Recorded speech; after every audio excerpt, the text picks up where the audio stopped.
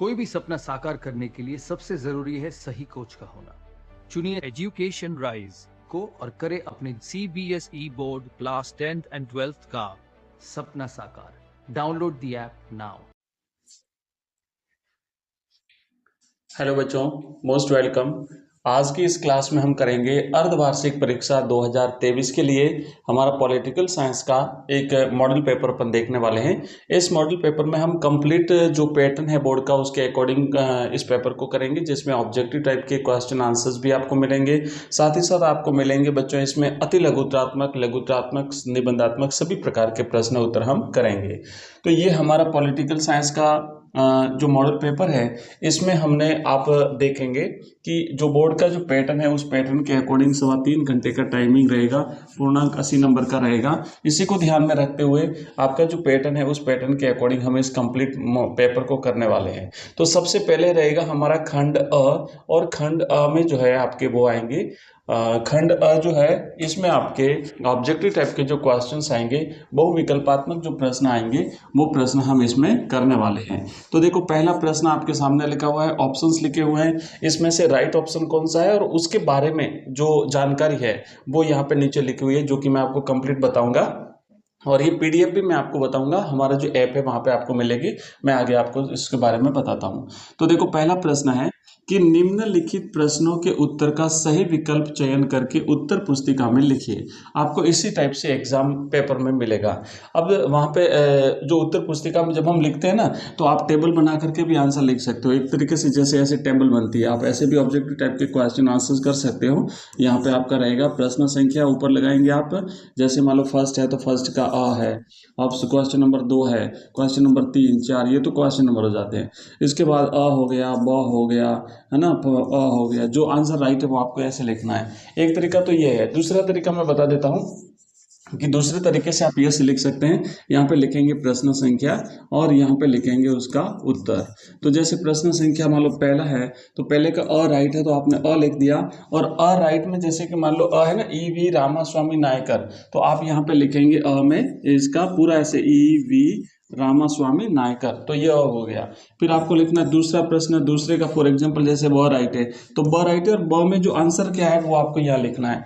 इसी तरीके से तीसरा ये है, और तीसरे में जो राइट आंसर क्या है वो आपको यहाँ पे लिखना है। तो आप इस तरीके से भी लिख सकते हैं, और टेबल बना करके भी आप क्वेश्चन आंसर कर सकते हैं।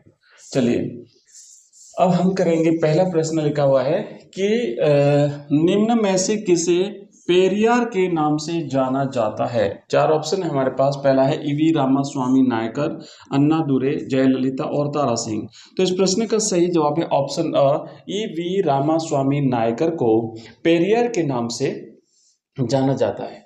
अब यहाँ पे थोड़ा सा इनके बारे में हम जानेंगे कि पेरियार के नाम से इन्हें जो जानते हैं EV रामास्वामी नायकर को, तो इनका पूरा नाम था इरोड वेंकट नायकर रामास्वामी। इनको पेरियार, और पेरियार का तमिल भाषा में अर्थ होता है बच्चों सम्मानित व्यक्ति, है ना। इन्हें सम्मानित व्यक्ति कहते हैं, तो इनके नाम से भी जाना जाता है। 20वीं शताब्दी के तमिलनाडु के एक प्रमुख राजनेता थे और दलित शोषित गरीबों के मसीहा थे। तो इन्हीं रामास्वामी नायकर को पेरियार के नाम से जाना जाता है, ऑप्शन ए। अगला क्वेश्चन है हमारा, दूसरा प्रश्न है बच्चों कि जनता पार्टी का उदय कब हुआ था।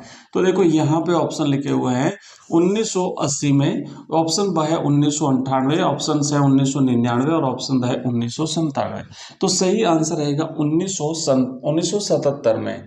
तो इसमें देखो, यहाँ पे लिखा हुआ है कि प्रधानमंत्री इंदिरा गांधी द्वारा लागू किया गया जो आपातकाल 1975 से 76 रहा था के बाद जनसंघ सहित भारत के प्रमुख राजनीतिक दलों का विलय करके एक नए दल का गठन किया गया था। एक नई पार्टी का गठन किया गया था। जनता पार्टी ने 1977 से 1980 तक भारत सरकार का नेतृत्व किया था। तो ये जो सामूहिक गठबंधन बना था, उस सामूहिक गठबंधन में जनता पार्टी ने नेतृत्व प्रदान किया था और इनकी सरकार जो है वो रही थी। नेक्स्ट अब है अगला क्वेश्चन हमारा, तीसरा प्रश्न। तीसरा प्रश्न है कि निम्नलिखित में से कौन सा कथन शॉक थेरेपी का परिणाम नहीं है। शॉक थेरेपी के जो परिणाम हुए थे उसमें से कौन सा एक नहीं है। पहला है कि समाज कल्याण की पुरानी व्यवस्था नष्ट हो गई, शॉक थेरेपी की वजह से क्या हुआ था ये बताना है। फिर है उद्योगों को निजी क्षेत्र में बेचा गया। ऑप्शन सा है रूसी मुद्रा रूबल के मूल्य में नाटकीय वृद्धि हुई थी और रूस को खाद्यान्न का आयात करना पड़ा था।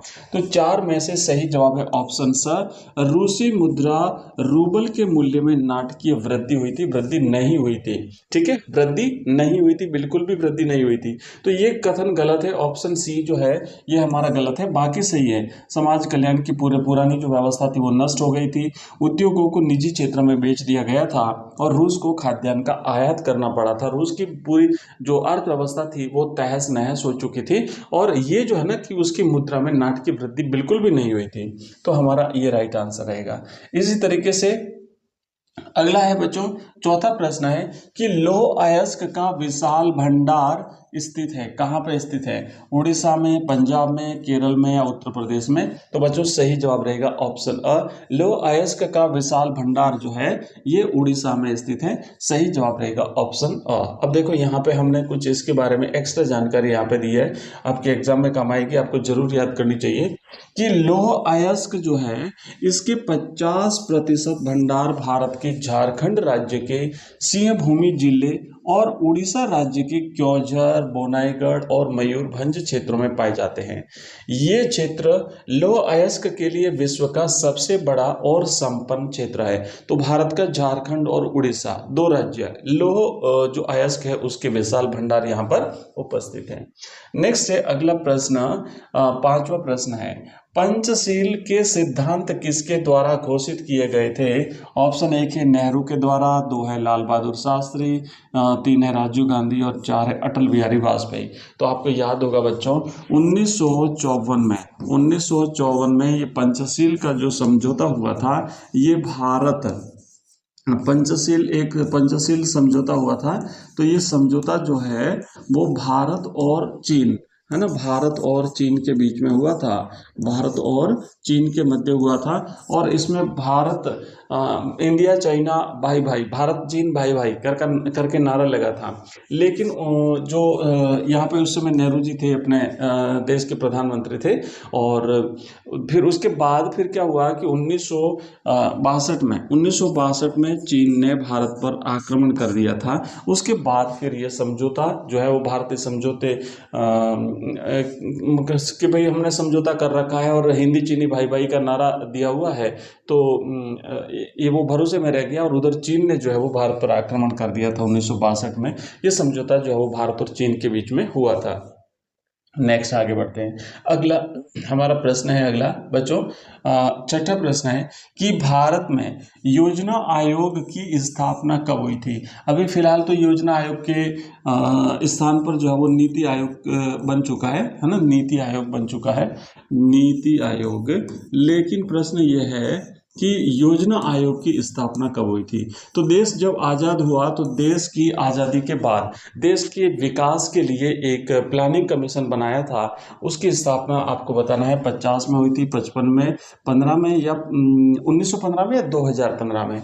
तो राइट आंसर रहेगा 1950 में, है ना, 1950 में, मार्च 1950 में योजना आयोग की स्थापना हुई थी। आप यहाँ पे देख सकते हैं कि स्वतंत्रता के बाद भारत ने योजना बनाने का एक औपचारिक मॉडल अपनाया था और इसके तहत योजना आयोग जो सीधे भारत के प्रधानमंत्री को रिपोर्ट करता था का गठन किया गया था और ये गठन हुआ था 15 मार्च 1950 को, है ना, 15 मार्च 1950 को भारत में प्लानिंग कमीशन जो है वो बच्चों बनाया था, है ना, प्लानिंग कमीशन की स्थापना हुई थी।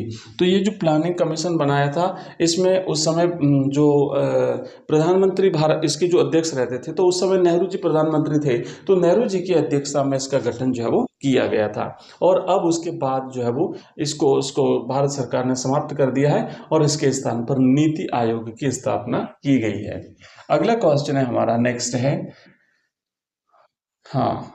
है हमारा अगला प्रश्न है कि द्रविड़ आंदोलन में किस बात पर ज्यादा जोर था। तो द्रविड़ आंदोलन जो है इसमें किस पर, राष्ट्रीयता पर, क्षेत्रवाद पर, जातिवाद पर, या इसमें से किसी ने, तो क्षेत्रवाद पर ज्यादा जोर था। और इसी क्षेत्रवाद के आधार पर जो है वो ये इन्होंने अपनी सरकार बनाई थी, है ना, अपने सरकार जो है वो बनाने में कामयाब रहे थे। द्रविड़ आंदोलन इसी से रिलेटेड है, क्षेत्रवाद से रिलेटेड है। नेक्स्ट अगला प्रश्न है 8वां कि सोवियत राजनीतिक प्रणाली की धुरी कौन सी पार्टी थी। तो सोवियत राजनीतिक प्रणाली की धुरी बच्चों जो है वो कम्युनिस्ट पार्टी थी। राइट आंसर रहेगा option A, communist party he Soviet प्रणाली की धुरी रही थी। नेक्स्ट अगला क्वेश्चन है द्वितीय पंचवर्षीय योजना की प्राथमिकता का विषय क्या था। कृषि, उद्योग, पर्यटन या यातायात। तो देखो दूसरी जो पंचवर्षीय योजना थी भारत की, उसमें सबसे ज्यादा बल दिया था उद्योगों पर, और उद्योगों पर बल दिया था। और भारत के जो बड़े उद्योग थे, कई बड़े उद्योग जो है वो बड़े उद्योगों की स्थापना इसी दूसरी पंचवर्षीय योजना के दौरान हुई थी। पहली पंचवर्षीय योजना 1951 से शुरू हुई थी, 1951 से जो है वो 5 साल की रही थी, और दूसरी 1956 से शुरू होती है, ठीक है, 1956 से। तो ये जो 1951 से 56 तक रही थी पहली, और दूसरी 56 या 57 से फिर शुरू होती है, 1957 से। और पहली जो पंचवर्षीय योजना थी 1956 तक रही थी, इसमें कृषि पर ज्यादा जोर दिया था, और दूसरी पंचवर्षीय योजना में बड़े उद्योगों पर बल दिया गया था। अगला क्वेश्चन हमारा नेक्स्ट है निम्नलिखित में से कौन सा विकल्प भारत में विकास की नीति के शुरुआती दौर में शामिल नहीं था। नियोजन नहीं था, आत्मनिर्भरता नहीं थी, निजीकरण नहीं था, या सामाजिक और आर्थिक न्याय नहीं था। तो नियोजन जो है वो नहीं था, प्लानिंग जो है वो शुरुआत में नहीं थी, ये इसका राइट आंसर रहेगा। अगला क्वेश्चन नेक्स्ट है 12वां 1944 में उद्योगपतियों के एक वर्ग ने देश में नियंत्रित अर्थव्यवस्था चलाने के लिए एक संयुक्त प्रस्ताव तैयार किया था, उसे किस नाम से जाना जाता है। तो ये जो प्रस्ताव जो 1944 में कुछ उद्योगपतियों ने बॉम्बे में एक प्लानिंग बनाया था, भारत का एक योजना के तहत विकास किया जाए, चरणबद्ध तरीके से विकास किया जाए, तो इसे बॉम्बे प्लान के नाम से जानते हैं, ठीक है, बॉम्बे प्लान। और इसके बारे में यहाँ पे मैं आपको बता दूं, ये जो बॉम्बे प्लान था कि बॉम्बे प्लान भारत के लिए आर्थिक विकास की योजना है। 1944 की बॉम्बे योजना देश के आर्थिक विकास के लिए भारत के प्रमुख उद्योगपतियों के एक समूह द्वारा स्थापित की गई थी। इसने एक राष्ट्र के विकास में विशेष रूप से आर्थिक रूप से राज्य के हस्तक्षेप के महत्व को प्रस्तावित किया था। कहा था कि भाई राज्य के निर्देशन में स्टेप बाय स्टेप जो है एक प्लानिंग के तहत देश का आर्थिक विकास किया जाए। तो ये इन्होंने एक मॉडल दिया था, बॉम्बे में कुछ उद्योगपतियों ने मिलकर के एक प्लानिंग करी थी, इसे ही बॉम्बे प्लान के नाम से जाना जाता है। तो ये तो हमने की है ऑब्जेक्टिव टाइप के, हमारे एमसीक्यूज टाइप के क्वेश्चंस हुए हैं, और अब है रिक्त स्थान वाले प्रश्न। तो मैं एक बार बता दूं आपको कि बच्चों ये जो हमने ऑब्जेक्टिव टाइप के जो क्वेश्चंस किए हैं, इसी से रिलेटेड हमने ऑब्जेक्टिव टाइप के क्वेश्चन से रिलेटेड हमने ऑनलाइन टेस्ट बनाए हैं, है ना, ऑनलाइन टेस्ट बनाए हैं। और ये ऑनलाइन टेस्ट जो है ना, इसमें जब ऑनलाइन टेस्ट आप सब सबमिट करते हैं तो हाथों हाथ आपको रिजल्ट मिलेगा कि भाई आपने कुल टोटल कितने क्वेश्चन अटेंड किए हैं, उसमें से कितने राइट हुए हैं, कितने गलत हुए हैं, और जो गलत हुए हैं आपके उनका राइट आंसर क्या है। तो ये सारी चीज़ें आपको हमारे ऑनलाइन टेस्ट में मिलेगी। हमारा ऑनलाइन टेस्ट आपको हमारे ऐप में मिलेगा, और साथ ही साथ ये जो मॉडल पेपर हमने बनाए हैं 10 मॉडल पेपर है, ये मॉडल पेपर भी आपको हमारे ऐप में मिल जाएगा। तो ऐप का नाम है education rise, education rise RISE। इस हमारे ऐप में आपको कंप्लीट कोर्स मिलेगा, पॉलिटिकल साइंस का, हिस्ट्री का, ज्योग्राफी का, इंग्लिश कंपलसरी का, हिंदी कंपलसरी का, हिंदी साहित्य का, है ना, इंग्लिश में, हिंदी में हमने कंप्लीट व्याकरण, इंग्लिश की ग्रामर, और सारे चैप्टर्स, पोइट्री, प्रोज, है ना, और सारे सब कुछ वहाँ पे आपको मिल जाएगा एक ही जगह पर। और ये पूरा जो पेपर है ये मिल जाएगा वहाँ पे, ऑनलाइन टेस्ट मिल जाएंगे। इसके अलावा जितने एमसीक्यूज टाइप के आपके क्वेश्चंस हैं, चैप्टर वाइज एमसीक्यूज टाइप के जो क्वेश्चंस है वो आपको वहाँ पे मिलेंगे, और पीडीएफ के रूप में आपको नोट्स मिल जाएंगे, नोट्स आपको पीडीएफ के रूप में मिल जाएंगे। और हमारे जितने भी वीडियोज़ हैं, है ना, इस ऑनलाइन टेस्ट के बाद में वहाँ पे क्वेश्चन आंसर्स भी मिलेंगे, चैप्टर्स मिलेंगे, और हमारे सारे के सारे जो वीडियोज़ हैं वो वीडियोज़ भी आपको वहाँ पे एक ही जगह मीडिया पे मिल जाएंगे। इन वीडियोस को आप डाउनलोड कर सकते हैं। आप एमसीक्यूज, नोट्स, क्वेश्चन आंसर सब सारी चीज़ें आप डाउनलोड भी अपने मोबाइल में कर सकते हैं। तो ये सारी चीज़ें आपको हमारे ऐप में मिलेगी। ऐप का लिंक इस वीडियो के डिस्क्रिप्शन में दिया हुआ है। इस वीडियो के डिस्क्रिप्शन में लिंक दिया हुआ, उस लिंक पे क्लिक करके आप इस ऐप को डाउनलोड कर सकते हैं। इसके अलावा हमारा एक नंबर है, आप उस नंबर को नोट कर सकते हैं। हमारा नंबर है, उस नंबर को अगर आप नोट करें, वहाँ पे हमें अगर मैसेज भेजते हैं तो हमारा जो व्हाट्सएप ग्रुप और हमारा व्हाट्सएप चैनल जो बना हुआ है उसमें भी अगर आप जुड़ना चाहते हैं तो जुड़ सकते हैं। तो नंबर नोट कर लीजिए, आपको लिंक मिल जाएगा। नंबर है 9079622989। इस नंबर पे आप हमें व्हाट्सएप मैसेज कर सकते हैं। तो ये हमने किया है बच्चों। आज ऑब्जेक्टिव टाइप के जो क्वेश्चंस है वो सारे के सारे हमने यहाँ पे कर दिए हैं। और नेक्स्ट अब जो रिक्त स्थान वाले प्रश्न है, उसके बाद मैथी लघुत्रात्मक प्रश्न है, फिर लघुत्रात्मक प्रश्न है, वो सारे के सारे प्रश्न है। तो हम मिलते हैं नेक्स्ट वीडियो में। नेक्स्ट वीडियो में बहुत ही जल्दी मिलते हैं और उसमें ही हमारे आगे के सारे क्वेश्चन है उनको हम करते हैं। तो थैंक यू, बाय, धन्यवाद।